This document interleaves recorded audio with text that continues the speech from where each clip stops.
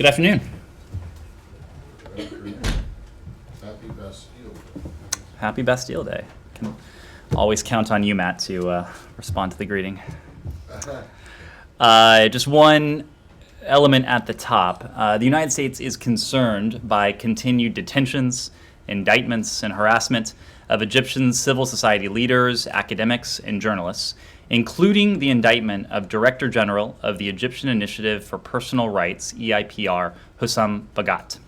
Mr. Bagat is a highly respected advocate for human rights, and EIPR works to strengthen and protect rights in Egypt. The targeting and prosecution of the staff of EIPR and other NGOs, including those charged in Case 173, degrades the rights of all Egyptians to freedom of expression and association, and it threatens the stability and prosperity of Egypt. We've communicated to the Egyptian government our strong belief that individuals such as Hossam Bagat should not be targeted for expressing their views peacefully. As Secretary Blinken said in April, the United States will stand with brave human rights defenders, journalists, and advocates around the world. We believe all people should be allowed to express their political views freely, to assemble and associate peacefully. As a strategic partner, we've raised these concerns with the Egyptian government, and we will continue to do so going forward. Matt. Thanks. Two extremely brief logistical things before I get in. One, the International Religious Freedom Summit is yesterday, today, and tomorrow. This is something that the previous administration had made a big deal out of, and I noticed that the secretary was invited to speak, but he was not. Sam Power did address it this morning, but the secretary was invited. It's not on his schedule. Did he decide that this is not something that merits his time? Well, as you know, Matt, the Secretary believes deeply in international religious freedom. You've actually heard him speak on the topic in this very room. So when it comes to the logistics of the conference, we'll have more for you on that. Okay. Yep. So you're suggesting that he might, in fact, we will have accept more, the invitation. We will have more for you on that. All right. And then secondly, there was a meeting this morning between Jake Sullivan and the French Foreign Minister, and I don't expect you to talk about that, but there was also a call that the Secretary had with the Canadian Foreign Minister today, and the Secretary will be meeting with Foreign Minister Le Drian later today. But in the readouts of both Jake's meeting and the Secretary's call with the Canadian, the word Haiti is not mentioned at all, and I'm just wondering, did they discuss Haiti, at least from the Secretary's, in the Secretary's call? Matt, if I recall the readout, it did make a reference to the Western Hemisphere, and I think specifically a reference to... Big hemisphere. There's a lot going on in the hemisphere, too. But, of course, Haiti is top of mind for the Secretary. In this hemisphere, there are other countries as well. They're top of mind, Cuba and Venezuela among them, that we talked about here yesterday alone. So I can assure you that issues... So they did talk about Haiti and Cuba? I can assure you not just the Western Hemisphere? That issues and the of Monroe Doctrine? That issues of democracy and human rights and working together with our closest allies and partners in the world, and France would certainly qualify as one of our closest allies. That issue did come up. On a more substantive matter, on Iran and this plot that was came to light yesterday, and the fact that you guys are continuing, according to what Rob Malley has said, I guess on the record and TV, there's that.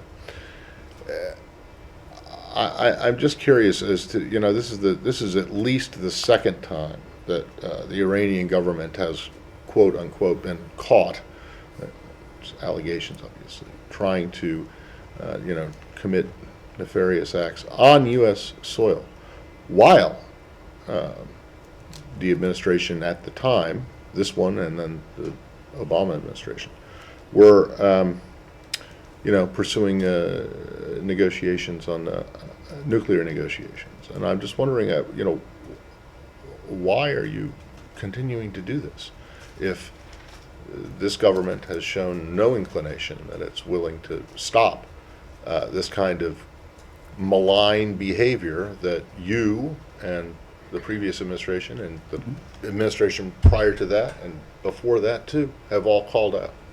Well, Matt, as you know, we are careful not to weigh in on the specifics of law enforcement investigations and law enforcement matters, but obviously, as you know, the Department of Justice did release quite a detailed charging document yesterday.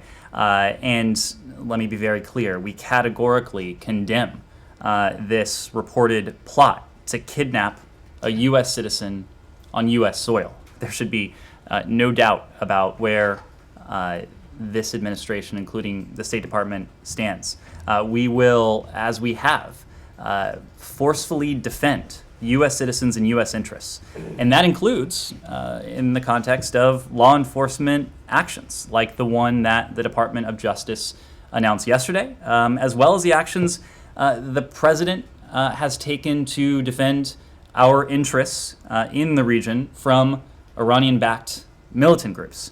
It also includes, and this is important, our ongoing diplomatic efforts to constrain Iran's nuclear program. We've made this point before, but it is an urgent concern. Every challenge we face with Iran is made more difficult, made more intractable when Iran's nuclear program is uncontrolled, when it is unconstrained.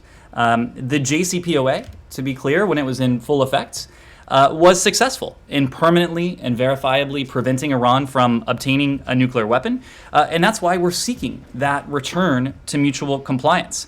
As the Justice Department's actions prove, we will continue to address the other challenges that we have in our relationship with Iran, or in the context of the challenges and threats that Iran poses to the region and beyond. But as I said before, every single one of those is made more difficult, is more complex for us to confront when we have the potential threat of an uncontrolled Iranian nuclear program on the horizon. Let me put that a slightly different way. Constraining Iran's nuclear program by returning to the JCPOA, by seeing to it once again that Iran's nuclear program is permanently and verifiably in a box, that will put us in a better position to address all of the other challenges that we have. The simple fact of the matter, and you referred to the previous administration and the one before that, but ever since the U.S. withdrew from the JCPOA, none of the challenges we have with Iran, and again, they are many, have gotten better. And in fact, most of them have gotten worse. That starts with the unconstrained activities in the nuclear program. We've talked a great deal about the attacks by these Iran-backed militias. DOJ has spoken to this alleged plot. So yes, to be clear, we intend to continue our effort to limit Iran's nuclear program through a mutual return to compliance, just as we continue to go about actively confronting the range of threats we see from Iran, to include those that may be targeting or in some ways implicating American citizens and American interests. We demonstrated that yesterday. The president has demonstrated in the past, and this department will continue to demonstrate that through our principled, clear-eyed diplomacies to seek to effect a mutual return to the JCPOA. But literally, like less than an hour or less than 2 hours before the DOJ announced this indictment, you were up there, right where you're standing right now, saying that you're in indirect but active discussions with the Iranians on prisoners, while in fact someone should have known in this building that DOJ was about to unseal an indictment saying that the Iranians were plotting to do the same thing again. So is the implication that we should? No, there's no implication. This part of it, quite apart from the nuclear issue, is continuing and getting worse, and yet there doesn't seem to be any impact. It doesn't seem to have any impact. No, well, or make any difference. In some ways, you're not wrong, and I think we're making the same point, right, that many of the challenges we face with Iran have become more pointed, more complex, more intractable since the previous administration left the nuclear deal. But if the implication is that because we face a range of threats from Iran, that we shouldn't seek to effect the return of Americans who are unjustly held overseas, or that we shouldn't seek to verifiably and permanently prevent Iran from obtaining a nuclear weapon. That's not a logic that this administration buys into, I'm at not least. implying anything of the sort, but I'm just asking you how it makes sense, because if you look at it from the outside, it seems a bit ridiculous that you guys are continuing to talk to them, apart from the nuclear issue, about prisoners when they're plotting to kidnap, they're plotting to take more. Matt, you've heard this any number of occasions, but we don't negotiate with our closest friends. We negotiate to solve the most difficult challenges we Fine. face, And and then- Iran's nuclear program is certainly one of them. Last one on it's on this.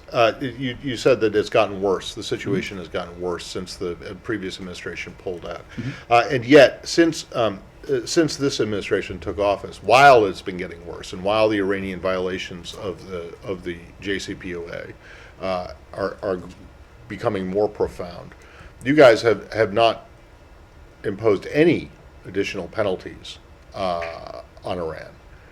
In fact, you've removed some, and I'm not talking about yesterday and the money the South Korean. I'm not talking about that. I'm talking about Treasury removing specific people that you called good sanctions hygiene. Remember, so in fact, the amount of pressure that this administration is putting on is less than what it was before. How does that? How do you square that? Matt, I think you are overlooking some of the activity that we have taken, including taken action against Iran with sanctions for some of the egregious human rights abuses that we've seen in Iran. In the course of this administration, we have enacted additional sanctions on Iran for human rights abuses. Of course, recently we sanctioned a network of Quds Force operatives who were funding the Houthis in Yemen.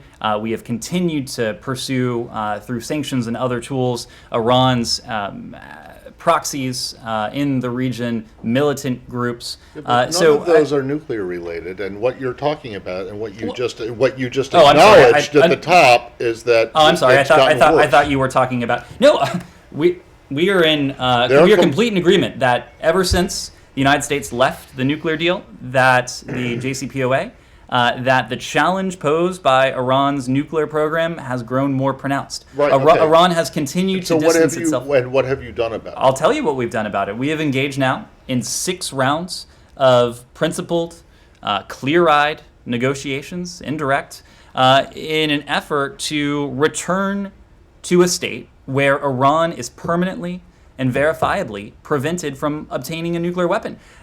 We continue to believe, and successive administrations had believed, that through diplomacy presents the best means to control, verifiably and permanently, Iran's nuclear program. Okay, but having 6 rounds of talks is not actually doing anything other than talking.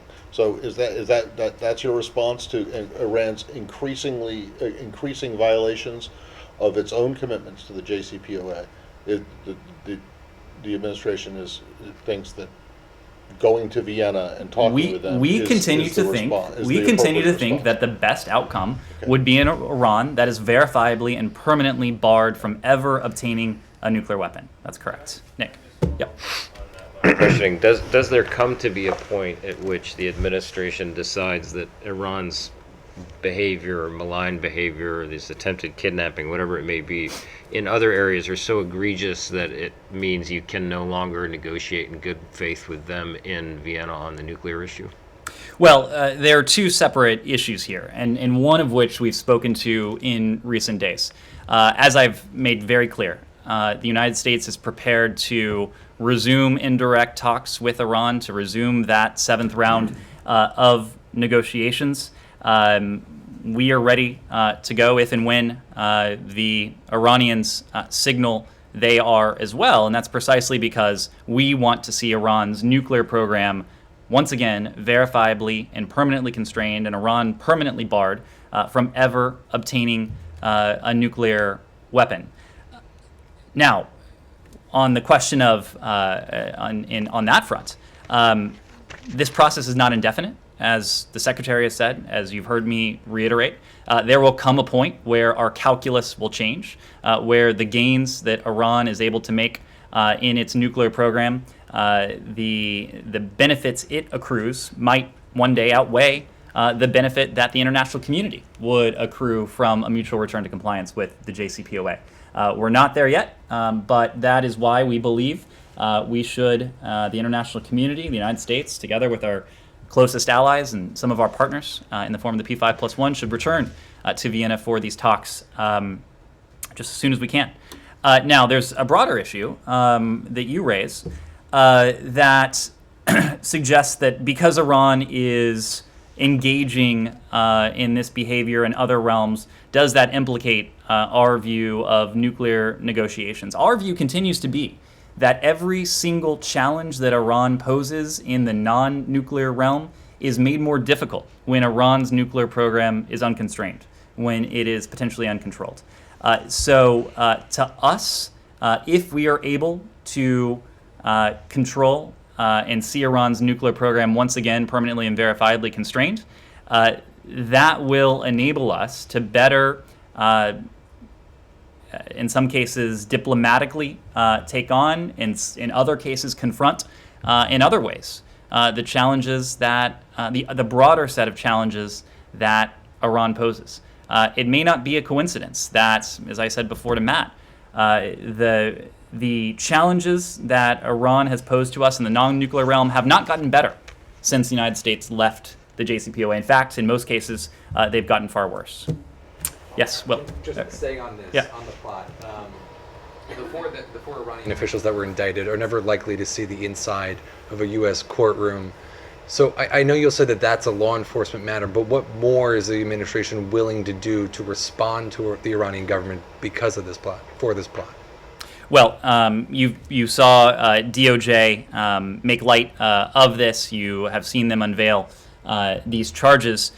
You've also seen this administration make very clear that we will always take action when it's in when it's in our interest and when it's appropriate to do so. We have used the tools available to us, from sanctions to, in a couple cases, military force. So again, we don't preview any steps that we may take, but we do have a pretty expansive toolkit, and we've made no secret of the fact that we're prepared to use it. This administration launched a policy specifically for this kind of activity. The Khashoggi ban is for That's right. counter, dissident, extraterritorial. Why wouldn't this warrant sanctions then? I'm not ruling anything in. I'm not ruling anything out. But you're exactly right that we do have a number of tools at our disposal, including the Khashoggi ban. We have just announced the Khashoggi ban in February, I believe it was. It's already been used and applied in dozens of cases. But we are always reviewing cases that may implicate the Khashoggi ban and may be appropriate to use it. Sean, anything else on Iran? Yeah, sure, please. Okay, one real quick on Iran. Yeah. The president today, Rouhani, more or less acknowledged that negotiations will go to his successor, that they won't be able to finalize a deal on the JCPOA in the next few weeks. Is that the U.S. assessment as well? You know, these questions are best addressed towards Iran. As we've made very clear, we are prepared to return to Vienna for a seventh round of talks. We understand that the Iranians are still undergoing consultations. As we've always said, Iran will have to make tough political decisions, including the strategic decision of whether it's willing to entertain a mutual return to compliance. Only Iran can tell us that. I understand Rouhani also said that the collective approach to negotiations has been serious and businesslike. We wouldn't take issue with that. But again, if and when there's a seventh round, and we certainly hope there is one, that is a question that is best addressed to Tehran. Can I just follow up on your remarks at the beginning? Was this Iran? No, one more question on Iran. Yep. Thank you. I just had one quick follow-up on your exchange with Matt about the kidnapping plot specifically. Do you think that this is a matter where you made a comment about how we don't negotiate with our friends as a rule? Is this kidnapping issue a matter where you think some kind of negotiation needs to take place to put the Iranian habit of penchant for kidnapping in a box, or is that something where where more punitive action would have to take place to change their calculus on that file? As we've said, we're engaged in indirect discussions with the Iranians on an urgent basis to try to secure the release of the Americans who are unjustly and outrageously held against their will in Tehran. But look, we don't think, taking a step back, that this is something as a broader issue or tactic that we should be negotiating over. This is a practice that is abhorrent. It is a practice that the United States, together with many of our closest allies, have condemned in the strongest possible terms. The Canadians, our Canadian partners, our friends and neighbors, have put together an effective campaign to put attention on the practice of some nation states for hostage-taking, kidnapping, abductions, whatever you want to call it, for political leverage. We are working concertedly with the international community to do all we can to see to it that this is a practice that is relegated to the dustbin of history and that doesn't continue to occur. The fact that Iran has done this is something that is deeply abhorrent and outrageous. As we work on the broader challenge, we are working on what we hope is the nearer-term challenge of seeking to effect the return, the release of these Americans who are unjustly detained in Iran. Sean. Can I just follow up your comments at the beginning on Egypt? You voiced the concern about detentions of civil society leaders. What effects will that have on U.S. policy? It's been widely reported the administration is considering further arms sales to Egypt. Are those do you see a linkage with that? Are those in jeopardy if there's an action on human rights? Well, human rights is an issue that we have consistently and very clearly raised repeatedly with our Egyptian partners. And his first phone call with Egyptian President Sisi, President Biden, raised the issue of human rights. As you know, Secretary Blinken has spoken with his Egyptian counterpart on a number of occasions. Human rights have featured in those discussions. Secretary Blinken met with President Sisi in Cairo. Human rights were on the agenda in that discussion as well. The United States signed on to a statement at HRC 46 calling for Egypt to improve its human rights record. And President Biden, even before he assumed office, was very clear as a candidate that even when it comes to our closest security partners, we wouldn't overlook human rights in the name of security, stability, any other interests that we might have. Our values and our interests are both of tremendous importance to us, and this administration is not prepared to sacrifice one for the other. So, of course, not going to get ahead of where we are in terms of any bilateral relationship or any funding or assistance announcements, but human rights across the board is something we look at very closely in making those decisions. Sure. Could I switch to Afghanistan?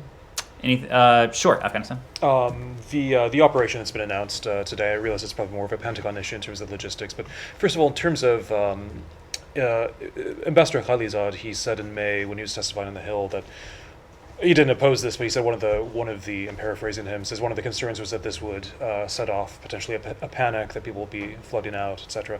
What has changed since then? Is there a sense that the situation has deteriorated to the point that this became necessary? Why? Is there a concern that this will affect the stability of Afghanistan in terms of people coming out? Well, I think what you heard today from the White House is reflective of the priority that the entire administration places on fulfilling what we've called a special responsibility. It's a special responsibility that we have and that we owe to the many brave Afghans who oftentimes at great personal risk and sometimes at great risk to their families have assisted the United States in different ways over the course of some 2 decades. So in announcing some of the details behind Operation Allies Refuge, today you heard from the White House how we are organized to tackle this effort, and it is something that the State Department has long been working urgently on. And the SIV program, of course, well predates the president's announcement of the military withdrawal from Afghanistan. In recent months, the State Department, and we've talked about this in recent days, has added additional resources to that effort. Again, to move as urgently as we can to process as many of those who are eligible for this program as we can. Even when we announced a change in staffing at our embassy in Kabul earlier this year, we made the point that we would be in a position to send additional individuals to help with the SIV processing, and that's precisely what we did. And even in the context of the COVID-19 outbreak in Kabul that affected our posts there, in-person interviews were suspended for a time, as we said, but the processing continued. And I can say that because of those increased resources, we managed to increase the pace of that processing over time. As you may know, we issue quarterly reports that detail our ability to process SIV applicants. And just to give you a snapshot of that, the embassy in Kabul issued 299 special immigrant visas in March. 299. 356 were issued in April, and 619 in May, the most recent month for which data is available. And now I know relationships are not always causal, but in this case, we are confident that it is. We are confident that the additional resources that we have put towards this issue has resulted in the increased pace of this processing. We will continue to do all we can consistent with this program that is enshrined in legislation and that involves more than a dozen steps to continue to accelerate the processing time. And as you heard, the White House again today reiterated that flights from Afghanistan will begin later this month for a group of these SIV applicants if they so choose to be relocated outside of Afghanistan. And just briefly, do you have numbers on how many people would be potentially affected by this, how many people will be taken out, and on where they would be temporarily living, housed as their applications are being processed? So as we said, we have identified a group of SIV applicants who have served in any number of roles, translators, interpreters, as well as other individuals who have assisted us who may be at some risk. These are individuals who at the moment have the option to be relocated outside of Afghanistan before we complete that military drawdown in order to complete their special immigrant visa processing. Importantly, these are individuals who are already in that SIV processing pipeline.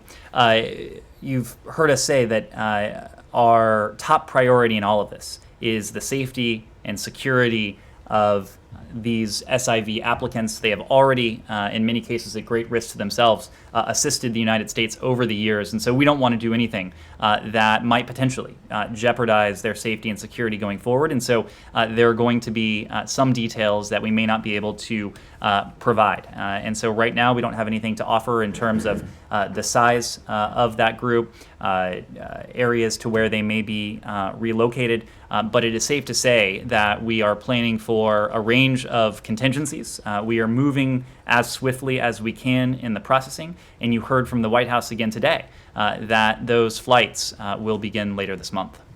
Kylie. Can I just ask you a kind of logistical question? That quarterly report that you were referencing, my understanding was that that was months late giving it to Congress. So when is the last time that you provided that report to Congress, and when can we expect the next report?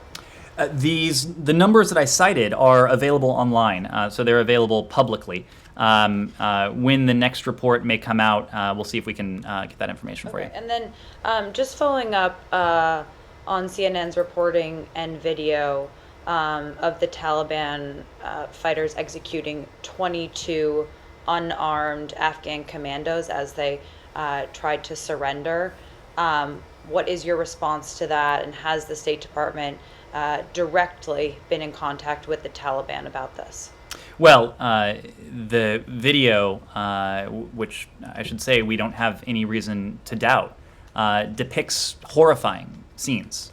The killing, in this case the slaughter, of unarmed individuals is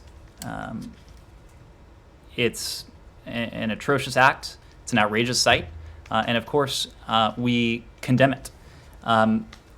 We've been very clear about this, that we continue to believe, the Islamic Republic, that is to say the Afghan government, continues to believe that diplomacy is the only durable and just way to reach a political settlement here. I won't speak for the Taliban, but they continue to engage in that diplomacy in Doha. The Islamic Republic, the Afghan government, is sending a senior delegation to Doha. The special envoy and his team are engaged supporting these intra-Afghan discussions in Doha.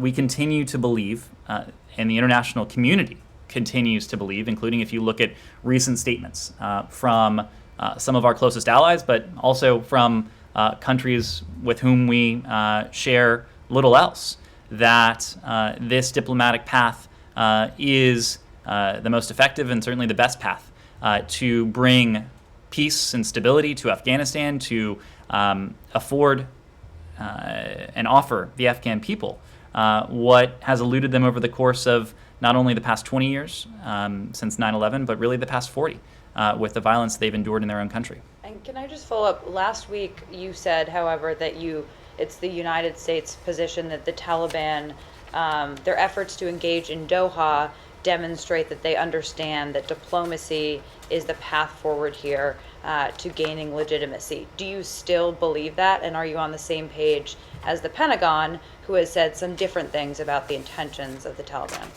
Well, on your second question, I don't believe we have said different things at all.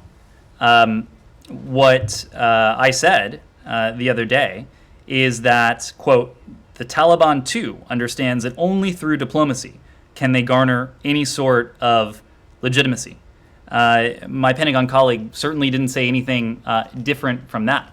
And it is the opinion of this government, it is the opinion of the international community, that any government, the international community broadly, I should say, that any government that comes to power through the barrel of a gun, that comes to power through force in Afghanistan, any government that doesn't respect fundamental and universal rights is not one that will have legitimacy in the eyes of the broad international community. It is not one that will have the support of the Afghan people.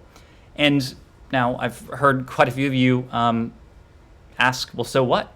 Well, it's very important because any government, future government in Afghanistan that wants durability will have to be one that governs justly.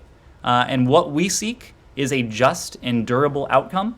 And only through diplomacy, only through the Afghan people having a say, will any future government be able to accrue that legitimacy, will be able to accrue assistance from the international community, which has been vital, indispensable, I would say, to the Afghan government. And that's why only through that process will any future government be able to achieve that durability. Let me ask again somewhat that same question, because I've been harping on this for days now, and I just what does it say? How do you square your idea that they might care about international legitimacy with the idea, one, of what Kylie asked about, the slaughter of these commandos who were trying to surrender, the fact that the Indians have closed their consulate in Kandahar, the French are organizing, basically telling all French citizens to get the hell out and organizing an evacuation flight, and you are sending these visa seekers to other places precisely because you know that it's not safe for them, and your allies know it's not safe for their people. So I just don't understand how you can get up with a straight face and try and say, oh, well, it's all going to be okay because the Taliban want international legitimacy when there's no indication, even within this government, you don't really believe that. Matt, to be clear, it's a tremendously challenging set of circumstances. But a couple points, and this is important. President Biden has emphasized this ever since he announced the military withdrawal. The United States is not abandoning Afghanistan. Yeah, you are. You basically said, he said, as it had been for ages and ages, for 20 years, it was a condition, it was supposed to be conditions-based withdrawal. The White House got up and said when he made the announcement that it no longer mattered what the I will have to conditions stop were, you right and you guys there. were go- I will have you stop Is that you right not there. correct? That is Did not Jake correct. Sullivan not say That- that the that- president had decided that the withdrawal did not have to be conditions-based Matt. anymore, would not be, and that it didn't matter what happened afterwards? Matt, as you know, the previous administration signed an agreement with the Taliban. Am I wrong? So I'm that- sorry, that- who is doing the withdrawal right now? It's not the previous administration. That agreement dictated that should our military personnel remain in Afghanistan past May 1st of this year, the status quo would have been eradicated. Our forces, American service members, could have, starting that very day, come under dire threat from a Taliban that would once again start targeting Americans. This president, this administration has no higher priority than the safety, the well-being of Americans around the world, and that certainly includes our service members. So the idea that we could have ignored an agreement that the previous administration arrived at, even if, as the president said, it may not have been the agreement that this administration would have made, it would have had dire implications for American service members. So the idea that the status quo could have endured until now, that's just wrong. Again, we intend to maintain a partnership with the Afghan government, with the people of Afghanistan, and certainly our intent to maintain a diplomatic presence so we can carry out that partnership. And beyond that, we will remain focused, just as this administration has since the earliest days, on the diplomatic process that currently is ongoing in Doha right now. Yes. Two questions. One on the Assad's meetings, if you have any readout for his meetings in Israel and Palestinian territories, and can you confirm the reports that the U.S. consulate will be reopened in September in Jerusalem? I'm not in a position to confirm any reports of that nature at the moment. When it comes to Deputy Assistant Secretary Amr, as you know, he's in the region. He's meeting with Israeli officials, with officials from the Palestinian Authority, but he is also meeting with elements of civil society. And as we talked about the other day, it's that element of his engagements that is also quite important to him. It's quite important to us, making clear that the United States is engaging broadly with our Israeli partners, and we are re-engaging and building back that partnership with the Palestinian people. Again, knowing that at the end of the day, our policy is one that seeks to achieve equal measures of safety, of security, of prosperity, and importantly, of dignity for Israelis and Palestinians alike. If we have a fuller readout of Das Amr's trip, we'll be sure to provide it. One more on Lebanon. Will Lebanon be a topic of discussion between Secretary Blinken and his French counterpart this afternoon? And does the U.S. support the EU sanctions on Lebanese political leaders? I have every expectation that Lebanon will, in fact, be a topic of conversation between Secretary Blinken and Foreign Minister Le Drian later today at the French embassy. As you know, earlier this month, late last month in Matera, the Secretary had an opportunity to meet with Foreign Minister Le Drian and Saudi Foreign Minister Faisal bin Farhan to discuss this. Subsequent to that, our ambassador to Lebanon, Ambassador Shea, French Ambassador Anne Griot, they met with the Saudi Ambassador Walid Bukhari in Beirut for diplomatic consultations as part of and a follow-on to that trilateral engagement on the dire economic situation currently in place in Lebanon, and to discuss how together we can most effectively support the needs of the Lebanese people. And on the sanctions, EU sanctions on political leaders? I don't have anything for you there. Thank you. Quickly back on Afghanistan. Who will care for the Afghans once they are removed from Afghanistan? Will it be state or DHS? And how many flights will this involve? How much will this operation cost? And then it appears that many of the Taliban's fighters have been allowed by Pakistan to cross into Afghanistan to join the fighting. Pakistan reportedly also is allowing Taliban fighters to be treated in Pakistani hospitals. It also continues to provide sanctuary for the Taliban's political and military committees and leaders. Is this acceptable to the United States? While Pakistan has facilitated the peace process, does the U.S. believe it continues to provide any form of military support for the Taliban offensives? Well, we have said before that this conflict is not one that the United States alone either can or should solve.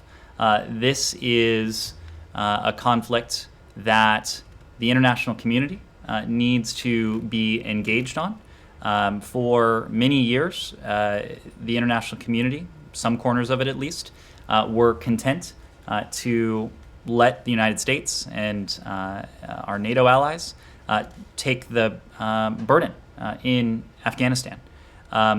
Now, however, is the time for the international community to show support for the people of Afghanistan, to be constructively engaged in the diplomatic process. When it comes to Pakistan, we know that Pakistan has much to gain from an Afghanistan that is peaceful, that is stable, that's secure, and Pakistan has the potential to have a critical role in enabling that outcome. We do appreciate Pakistan's efforts to advance the peace process and stability in South Asia, including by encouraging, as Pakistan has done, the Taliban to engage in substantive negotiations. When it comes to various details of the SIV applicants, where they will go as they await their processing, who will care for them, we don't have any further details for you at the moment. Again, some of those details may be ones that we won't be in a position to share given operational security concerns. Yes? Thanks so much. From Airway News TV, Pakistan. Sir, I hope you have seen some recent interviews of Prime Minister Imran Khan and his articles in American media. He said that Pakistan will not allow any American base in Pakistan to carry out counterterrorism operations. So just wanted to request you to clarify that has the United States asked Pakistan to provide any military base? Well, again, the United States and Pakistan share any number of interests. We have interests in the realm of counterterrorism. We have interests in the region. And those regional interests certainly include an Afghanistan that is stable, that is peaceful, that is secure. We have worked very closely with Pakistan over the course of many years in pursuit of some of those mutual interests, and I think I would leave it at that. So a couple of days ago, you said that legitimacy and assistance for any Afghan government can only be possible if that government has the consent of the Afghan people.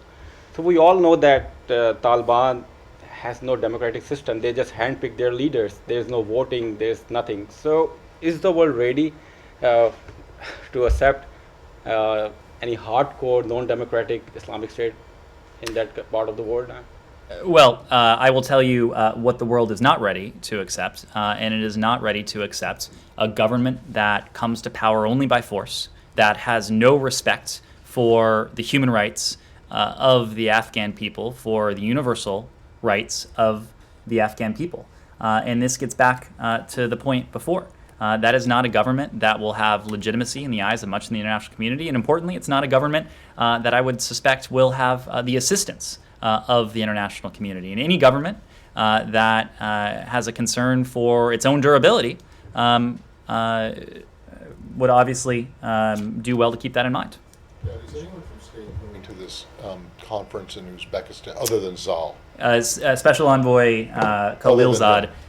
is there. They're traveling there tomorrow, I believe. Right, but are you aware of anyone else going? And is there any, I mean, this is obviously focused on one issue, but clearly Afghanistan withdrawal looms large in the background.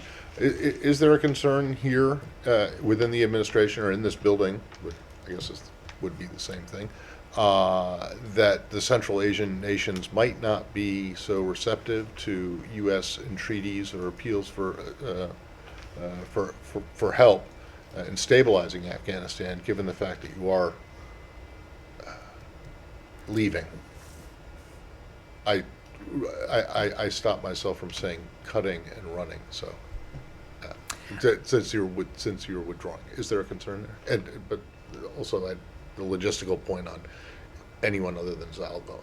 Well, Special Envoy Khalilzad is our senior department official responsible for certainly diplomacy towards what we seek in Afghanistan. So he will be there with, as the NSC announced, Liz Sherwood Randall.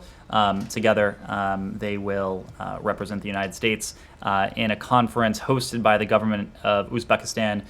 It will discuss a number of issues, but that includes regional cooperation and regional connectivity. As you know, the Secretary has had an occasion now to meet both in person with some of our Central Asian partners and virtually with the C5.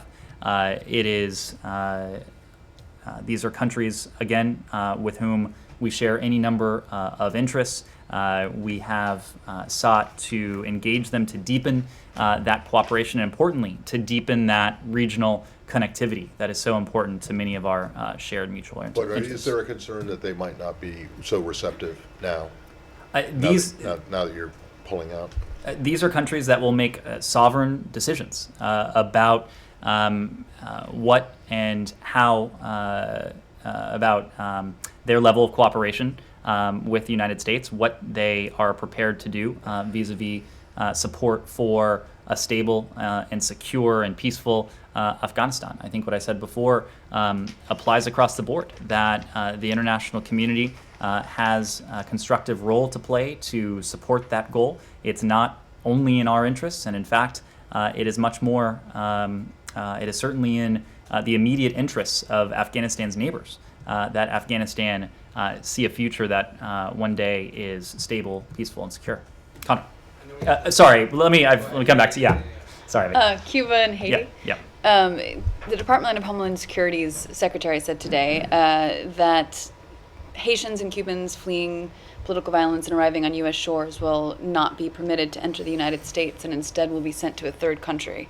Given the State Department is responsible for third country referrals, are you in discussions with third countries? Has a third country agreed to take in Haitians and Cubans who are seeking refuge in that instance? Well, what Secretary Mayorkas was illustrating yesterday was our sincere concern with the reality, and that is that anyone who takes to the seas to seek refuge in the United States, be it from Cuba or from Haiti, would put their life at their own risk, and would not gain entry to the United States. This is a journey that is dangerous and not one that would allow them to secure entry. That was really the humanitarian concern that Secretary Mayorkas was voicing yesterday. I don't have anything for you on third countries. Obviously, we work very closely with DHS when it comes to issues of asylum, but I wouldn't want to comment beyond that. I have one more on Haiti. You said, I believe the other day, might have been yesterday, that you were waiting for consular access to all 3 Americans who had been arrested in Haiti. Have you since had consular access to all 3 We have Americans? continued to have consular access to detained Americans. I confirmed the other day that we're aware of 3 Americans who have been detained as part of the investigation. I'm not able to provide additional details given privacy considerations. Follow up on Cuba? Sure. This gets to what you were discussing yesterday, but reportedly, Cuba, the internet restrictions have been eased slightly, but the Cuban foreign minister yesterday accused the United States of orchestrating the protests again through Twitter campaigns, through social media campaigns. Do you have any further comment on the situation there with the internet, and also about the detention of a journalist for the Spanish newspaper ABC, obviously? Well, when it comes to the detention of Camila Acosta of ABC, we know that the world is watching as Cuban authorities arrest and beat dozens of their own citizens, and that includes journalists and independent voices. We know that many remain missing. We join their families, Cuban human rights defenders, and people around the world in calling for the immediate release of those detained or missing, for merely demanding freedom by exercising what is a universal right to free assembly and free expression. Violence and detentions of Cuban protesters and disappearances of independent activists constantly remind us that many Cubans pay very dearly for exercising rights that should be universal. And universal means everywhere, around the world, and anyone. When it comes to the internet shutdowns, we spoke about this yesterday indeed, but we do condemn the use of partial or complete government-imposed internet shutdowns. We call on Cuba's leaders to demonstrate restraint and urge respect for the voice of the people by opening all means of communication, both online and offline. The abuse of journalists, of independent voices, the attempted suppression, including through technological means, of the voice of the Cuban people.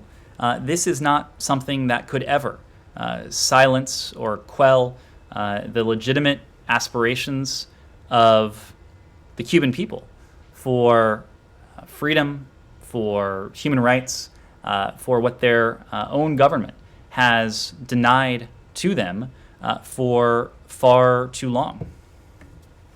Yes, I don't think I've called on you. This is going back again to Afghanistan. What kind of role do you anticipate China to play, especially now after the withdrawal? Are you worried at all about what China might do after the troop withdrawal from Afghanistan? Well, our relationship with China, as we say, is multifaceted. It is in some areas adversarial. It is in many, if not most areas, competitive. It is in some areas, there are some areas in which our interests align and where there is the potential for cooperation. We've talked about that in the context of climate, of course, in the context of Iran's nuclear program, China being a member of the P5+1. But there is the potential for constructive engagement on Afghanistan. And this goes back to the prior point that an Afghanistan that is more secure, that's more stable, that is peaceful, that is not only in the interests of the United States of America, it is certainly in the interests of Afghanistan's neighbors. It is in the interests of the broader international community as well. So we look to China as we do other regional countries to play a role that is constructive and that helps bring about that outcome that is in our collective interests. Follow up on that. So are you saying that you're not worried at all about China, working exclusively with Taliban and not not necessarily worried about other countries or governments in that area trying to basically further destabilize that area or that region. I'm saying that China, as do other countries, but China being, of course, an important country in the region, has the potential to be a constructive force when it comes to the cause of an Afghanistan that is more secure, that is more stable, that ultimately is peaceful. This has the potential to be one of those areas, because it is an area where our interests do align, where the United States and the PRC can find some area of agreement and can work together constructively. The ability to do that would certainly be not only in our national interest, but also the collective interest as well. Connor. Just question on passports. I know we had the briefing this morning, but the State Department says that over 150 staffers are returning to the office this summer. But given the interest in travel, the rise in vaccination rates, the reopenings around the world, why wasn't the State Department more prepared to deal with this rush of passport applications? Well, as you know, Connor, we are weighing our important mission sets and also the safety, health, security of our personnel. And the department is still in Washington here. We are still subject to occupancy restrictions owing to the ongoing COVID-19 epidemic.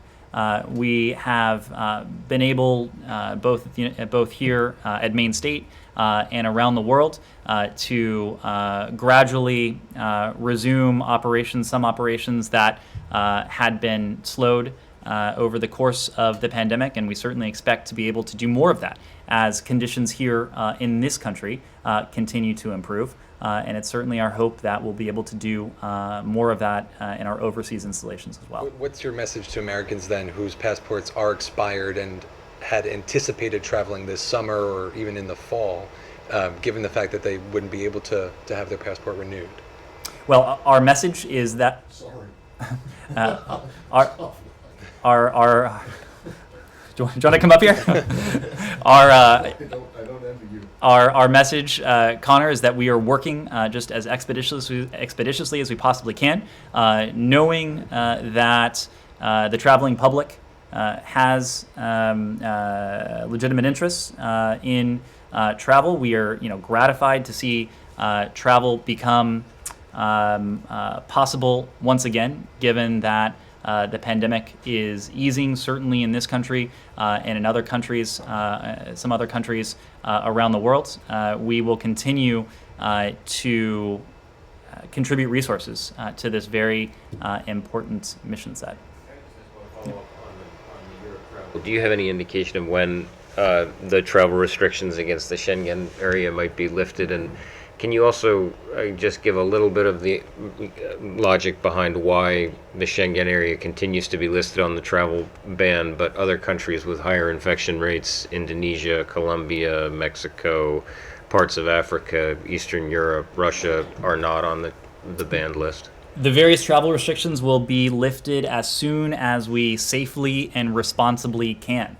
The broader point here is that this is not a political decision. These are decisions that are informed by public health, that are informed by the science, that are going to be, and at the moment are being weighed by our public health professionals, including at the CDC. So as soon as those who are expert in the field determine that it is safe to repeal the various travel restrictions, I assure you there will be no delay in doing so. We understand the importance to the traveling public, to trade, to our relations and people-to-people ties with some of our closest allies and partners around the world. Quick final question, Amy. On security assistance to Haiti, is the U.S. still considering considering the request to send troops to protect key infrastructure? If so, what size of force, how many soldiers is being analyzed? Are there discussions about a UN-led or multilateral force? And if so, what countries are you talking to about this with? Well, we continue to evaluate the Haitian government's request for assistance to determine how best the United States can address them.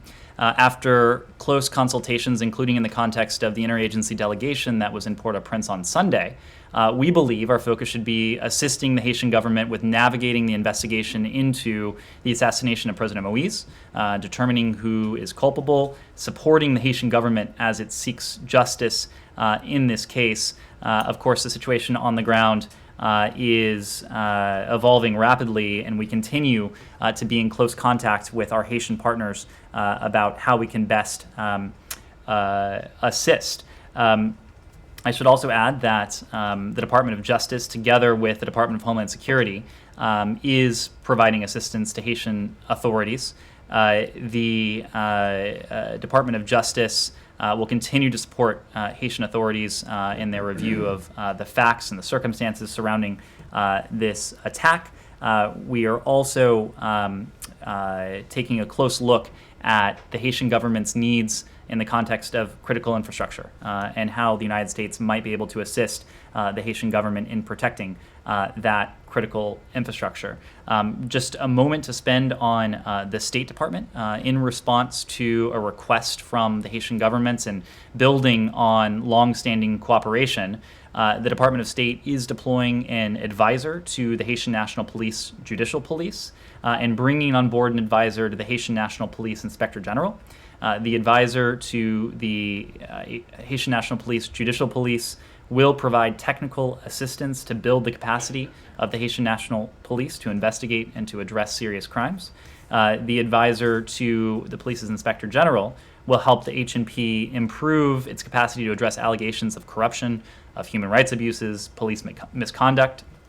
We also currently support 7 subject matter experts who advise the Haitian National Police on topics such as counter-narcotics and community policing as well.